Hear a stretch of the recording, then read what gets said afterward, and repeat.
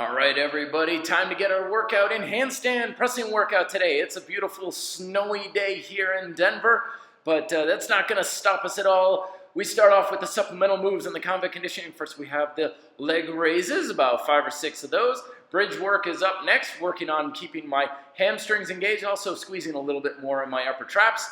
And then for push-ups today, I did dips. I wanted to do dips here on the straps, felt like I was in a dip mood, and because yesterday was pull-ups, just some simple levers, working on keeping my lat engagement with my levers. And well, you know, they ain't pretty, but my single leg squats, still working on these. I get a little bit less bounce. I usually do these barefoot, so I'm not used to doing them in shoes.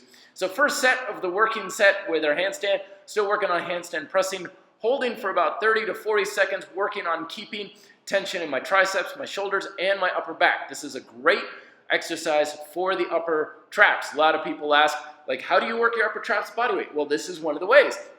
When you're doing handstands, your entire upper back has got to be contracted a lot. I like to shift around a little bit, build up some flexibility in my strength.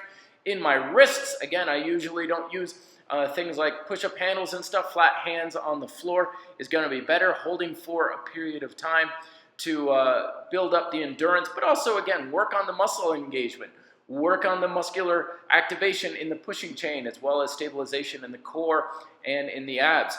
After a couple sets of that, finish off with some dynamic moves. Since the main move was isometric, do dynamic moves, the dive bomber style push-ups.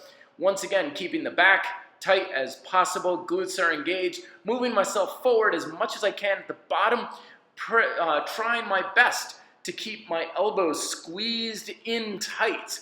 Don't want to have anything flailing out, don't want to have my weight on the outside of my hands. I see that a lot where people's hands kind of tend to up, where the inside of their hand just kind of pops up. You want to have as much pressure on your thumbs as you do on the outside. Feel like you're squeezing forward and inwards. And the shotgun muscle of the day for me today was your calf raises. So I'm on single leg calf raises on a box, barefoot, much better than doing them in shoes because the shoes take away a lot of that dexterity with the ball of the foot. Trying not to bounce with this, big range of motion. I know I'm not getting terribly deep with the heel. A lot of times when people do calf raises on an elevated surface, kind of like when they're doing push-ups on push-up handles. They say they can get down lower, but in reality, they really don't. So I'm trying to get a lot lower than I usually am. It feels like it is, but of course, as you can see in the video, it's really not. Keeping the rest of the leg contracted and engaged as much as possible. I'm also trying to keep my non-pressing leg in tight to my center line as well, and that helps with balance and keeps a lot of good weight distribution on the ball of the foot.